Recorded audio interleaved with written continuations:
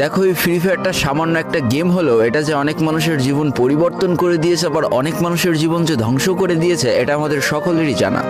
তবে সামান্য এই গেমটা যে গোটা একটা পরিবারকে আবার নতুন করে জীবন দান করবে, এটা আসলে সকলের অজানা ছিল।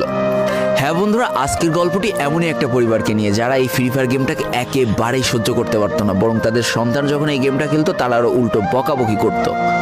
আর ভাগ্যের কি অপূর্ব লীলা খেলা, তখন সেই গেমটা আজকে গোটা পরিবারটাকে বাঁচিয়ে রেখেছে। আর এখন তার বাবা মাও উৎসাহ দেয় তাদের সন্তানকে যে ফ্রি ফায়ার খেলো। এজন্যই চলো জেনে আসি আসলে কি এমন ঘটেছিল ওই পরিবারটার সাথে। তো বেশি ব্যাকপ্যাক না করে ছোট্ট একটা ইন্ট্রো দিয়ে আজকের ভিডিও শুরু করা যায়। তো আজকের গল্পটা শুরু হতে চলেছে ছোট্ট একটা গ্রামের ছোট্ট একটা পরিবারকে নিয়ে।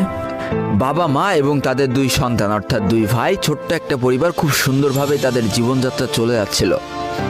বড় ভাই একটা কোম্পানিতে লেবারের চাকরি করে, বাবা কৃষিকাজ করে, আর তাদের ছোট সন্তান অর্থাৎ ছোট ছেলে কিন্তু ক্লাস 8-এ পড়াশোনা করে। দারিদ্রতার বেড়াজালে আটকে পড়া পরিবারকে সাপোর্ট দেওয়ার জন্য তাদের বড় ভাইকে খুব অল্প বয়সে কাজে চলে যেতে হয়েছে।